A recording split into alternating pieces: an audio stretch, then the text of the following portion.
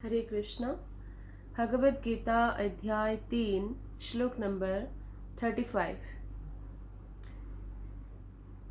श्रेयान् स्वधर्म विगुणः परधर्मात् स्वनुष्ठितात्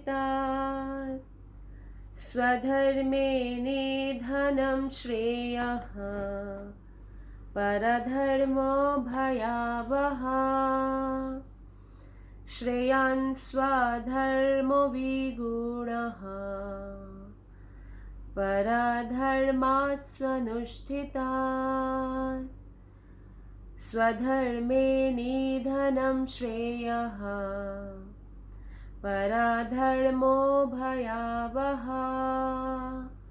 श्रेयान् स्वधर्मो विगुणः परधर्मात् स्वनुष्ठितात् स्वधर्मे निधनं श्रेयः परधर्मो भयावहः। अनुवाद और तात्पर्य श्रील प्रभुपाद के द्वारा। श्रील प्रभुपाद की जय। अनुवाद। अपने नियत कर्मों को दोषपूर्ण ढंग से संपन्न करना भी अन्य के कर्मों को भली भांति करने से श्रेयस्कर है। स्वीय कर्म को करते हुए मरना पराये कर्मों में प्रवृत्त होने की अपेक्षा श्रेष्ठतर है, क्योंकि अन्य किसी के मार्ग का अनुसरण भयावह होता है। तो इसमें भगवान श्री कृष्ण हमें उपदेश दे रहे हैं कि जो भी हमारा कर्तव्य है, नियत कर्म है अर्थात नित्य कर्म है, उसको हम पालन करें। भले ही उसको पालन करने में कुछ त्रुटि रह जाए, फिर भी हम अपने कर्तव्यों का ही पालन करें अच्छे से, हमारी तरफ से जितना अच्छे से हम कर सकते हैं, और उसको कृष्ण भावना भावित होकर करें। श्रील प्रभुपाद कहते हैं कि अतः मनुष्य को चाहिए कि वो अन्यों के लिए नियत कर्मों की अपेक्षा अपने नियत कर्मों को कृष्ण भावनामृत में करें। नियत कर्म मतलब सबका अलग अलग जो है कर्तव्य है। जैसे आप एक घर में आप देखेंगे कि एक घर में भी जैसे माता का अलग कर्तव्य है, पिता का अलग है, या बच्चों का है अलग, उनको अध्ययन करना है, ट्रेनिंग लेना है उनको माता पिता से। और कोई एक कंपनी में देखिए सीईओ का अलग है, मैनेजर्स अलग अलग मैनेजर्स का अलग अलग है, या जो भी लोअर लेवल वर्कर्स या है उनका अलग अलग है ना। तो एक कंपनी चलाने के लिए भी अगर हर एक व्यक्ति अपना रोल डेफिनेशन समझे कि मेरा ये रोल प्ले है और मुझे इसी को अच्छे से करना है, मेरे कर्तव्यों को पालन करना है, तो कितना सुव्यवस्थित हो जाएगा, कितना अच्छे से चलेगा वो कंपनी, है ना।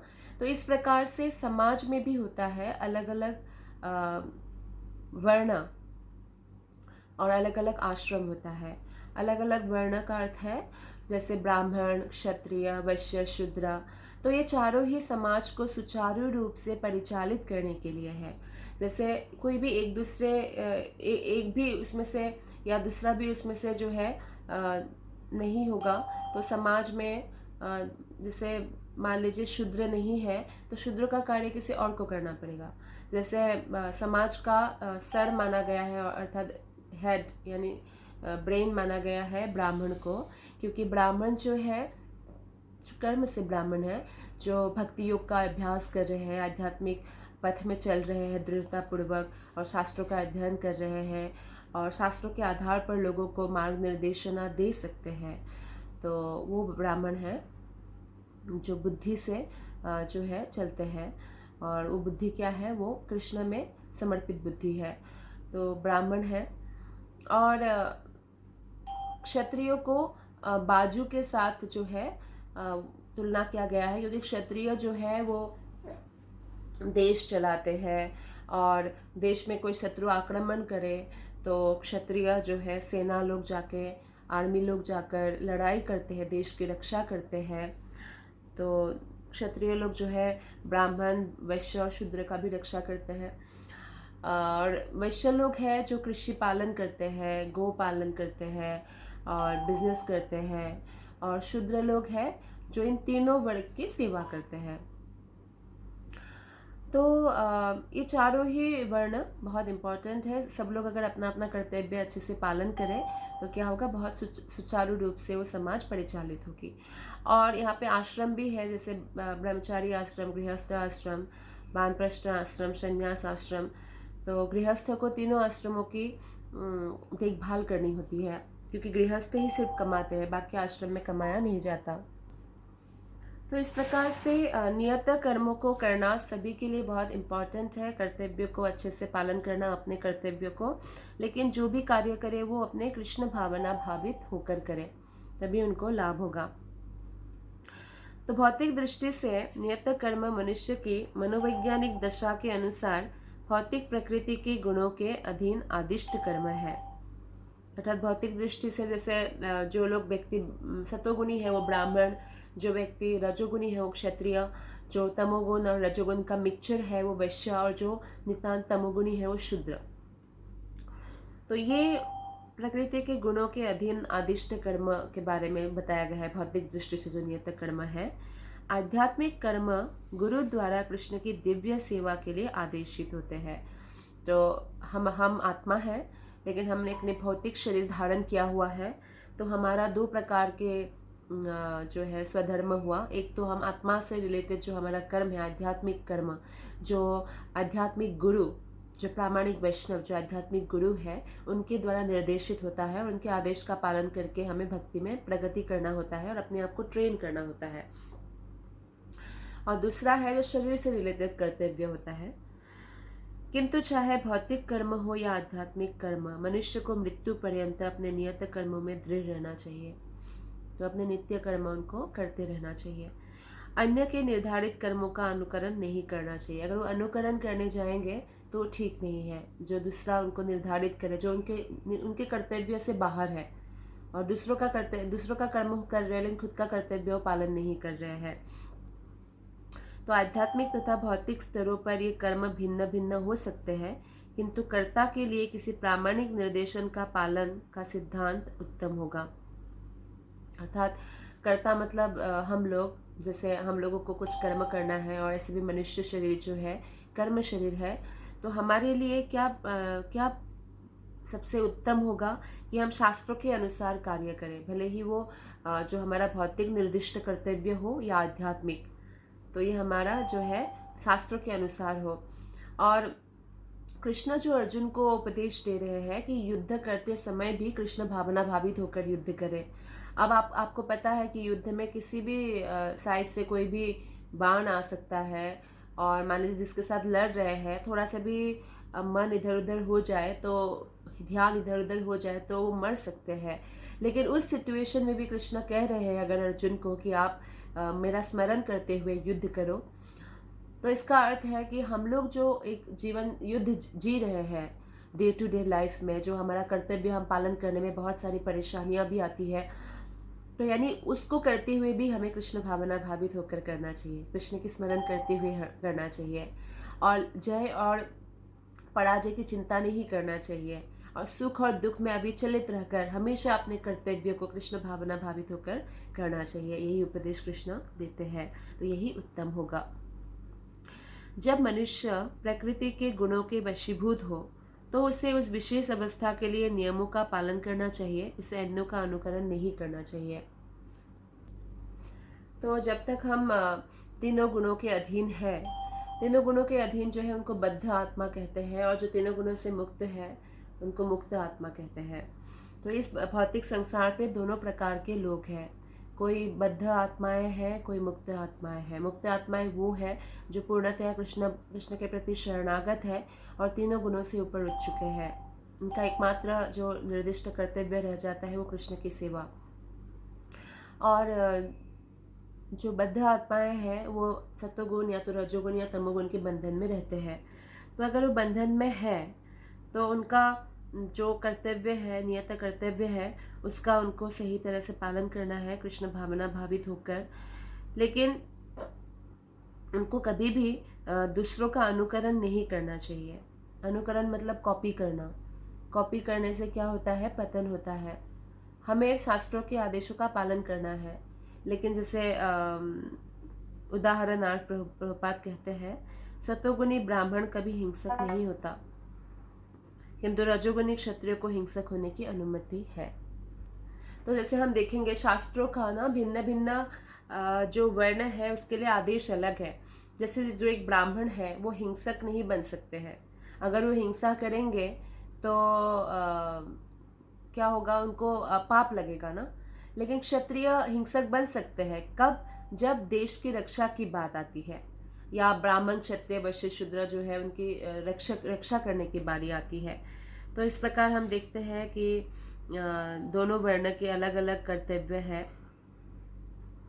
तो इसमें उदाहरण दिया गया है कि सत्वगुणी ब्राह्मण कभी हिंसक नहीं होता, किंतु रजोगुणी क्षत्रिय को हिंसक होने की अनुमति है। इस तरह क्षत्रिय के लिए हिंसा के नियमों का पालन करते हुए विनष्ट होना जितना श्रेयस्कर है, उतना अहिंसा के नियमों का पालन करने वाले ब्राह्मण का अनुकरण नहीं। तो इसमें हम देख रहे हैं कि क्षत्रिय जो है उनके लिए क्या श्रेयस्कर है कि वो अगर युद्ध के मैदान में वीर गति को प्राप्त करे तो वो स्वर्ग प्राप्त करते हैं, तो देश के लिए लड़कर, तो वो उनके लिए श्रेष्ठ है। लेकिन एक क्षत्रिय अगर ब्राह्मण को अनुकरण करने जाए और बोले कि नहीं नहीं मैं हिंसा नहीं करूँगा, तो वो ठीक नहीं है। क्योंकि क्षत्रिय का अर्थ है कि वो रक्षा करता है, तो वो ठीक नहीं है। अनुकरण करना ठीक नहीं है ब्राह्मणों का, क्षत्रियों को। तो ये बहुत जो है, इससे क्या होगा, वो अपने कर्तव्य का पालन नहीं कर रहा है। जैसे अर्जुन क्या कह रहा है, अर्जुन वही कह रहा है ना कि कृष्णा मैं युद्ध नहीं करूँगा, तो अहिंसक बनने की बात कर रहे हैं। क्योंकि उनके सामने जो है उनके रिलेटिव्स है, तो उनके गुरु द्रोण है, भीष्म पितामह है, तो युद्ध नहीं करना चाहता, भले वो धर्म के लिए युद्ध हो रहा हो, और फिर भी नहीं। तो वो बोल रहे हैं कि मुझे सब कुछ छोड़ के मुझे संन्यास लेना है। तो भगवान श्री कृष्ण इसके लिए कभी भी जो है अर्जुन को अनुमति नहीं दिया। कृष्ण ने कहा कि आपका जो कर्तव्य है एज ए क्षत्रिय, आप वो पालन करो। तो हमें ब्राह्मण को अनुकरण करके आप ब्राह्मण की तरह अहिंसक नहीं बनना चाहिए। तो दिव्य अवस्था में भौतिक जगत का भेदभाव नहीं रह जाता। उदाहरणार्थ विश्वामित्र मूलतः क्षत्रिय थे, किंतु बाद में वे ब्राह्मण हो गए। तो आज बहुत सारे जगहों पर कलयुग में खासकर ये सोचा जाता है कि जन्म से सब कुछ होता है। जन्म से कोई ब्राह्मण है, जन्म से कोई क्षत्रिय है, जन्म से वैश्य है, जन्म से शूद्र है। लेकिन ऐसा नहीं है शास्त्रों के अनुसार। शास्त्रों के अनुसार अगर हम देखें, विश्वामित्र मुनि को हम जानते हैं, जबकि विश्वामित्र मुनि एक्चुअली ब्राह्मण कुल में तो जन्मा ही नहीं, वो तो एक क्षत्रिय राजा थे, जिन्होंने वशिष्ठ मुनि का जो इतना प्रताप देखकर वशिष्ठ मुनि जैसा महान मुनि बनने के लिए तपस्या करने चले गए, और बाद में वो मुनि बन गए, है ना। तो इस प्रकार जो है हम देखते हैं कि विश्वामित्र राजा यानी क्षत्रिय कुल में जन्म लेने के बाद भी वो ब्राह्मण बन गए। जैसे रावण है, रावण तो ब्राह्मण से जन्म हुआ है, लेकिन वो राक्षस बन गए। तो उनके कर्मों के अनुसार और गुणों के अनुसार ये निर्णय होता है कि वो कौन से वर्ण में है। तो इसी प्रकार जो परशुराम है, परशुराम तो ब्राह्मण परिवार में जन्मा है, ब्राह्मण कुल में जन्मा है, लेकिन पहले वो ब्राह्मण थे, लेकिन बाद में वो क्षत्रिय बन गए। और जो अधार्मिक क्षत्रिय है, बहुत सारे क्षत्रियों का उन्होंने विनाश भी किया, क्योंकि उन्होंने अच्छे से धर्म का पालन भी नहीं किया था, इसलिए। तो परशुराम बाद में क्षत्रिय का कार्य करने लग गए। तो ब्रह्म में स्थित होने के कारण ही वे ऐसा कर सके। किंतु जब तक कोई भौतिक स्तर पर रहता है, उसे प्रकृति के गुणों के अनुसार अपने कर्म करते रहना चाहिए, साथ ही उसे कृष्ण भावनामृत का पूरा बोध होना चाहिए। तो जहाँ तक परशुराम की बात है, तो परशुराम ब्रह्म में स्थित है, अर्थात वो तो स्वयं हम अगर देखेंगे भागवतम, तो हम देखते हैं कि परशुराम तो स्वयं कृष्ण के अवतार है। तो हमें उनको अनुकरण नहीं करना चाहिए। अच्छा, वो ब्राह्मण होकर क्षत्रिय का कार्य करें, वो कर सकते हैं क्योंकि वो ब्रह्म में स्थित है, लेकिन हमें उनके कार्य का अनुकरण नहीं करना है। हमारा जो निर्दिष्ट कर्तव्य है, निर्दिष्ट कार्य है, उससे हमें पालन करना है, और उसको पालन करते हुए हमें भगवान श्री कृष्ण की भक्ति करना है। भले ही कोई मान लीजिए मुची है, और कोई मान लीजिए भले ही कोई बहुत बड़े राजा है पूरे देश का, तो दोनों ही व्यक्ति भक्ति कर सकते हैं। भक्ति किसी पर भी डिपेंडेंट नहीं है।